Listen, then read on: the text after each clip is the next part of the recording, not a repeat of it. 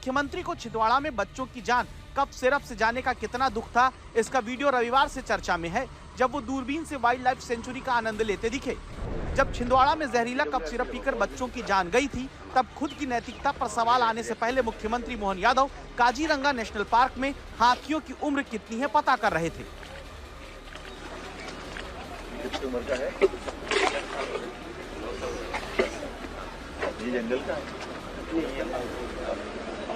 इसी के बाद मुख्यमंत्री को छिंदवाड़ा की याद आती है, बच्चों का कष्ट याद आता है और सवाल ये आता है कि प्रदेश में कौन सी दवा कहां से आकर बिकती रहेगी। इसको जांचने का जिम्मा जिनके कंधों पर है, अगर वही सोते रहे तो क्या केवल पद से हटाना ही बहुत है या फिर गिरफ्तारी उन अधिकारियों की भी होगी। रवीश पाल सिंह, छिंदवाड़ा, आज तक।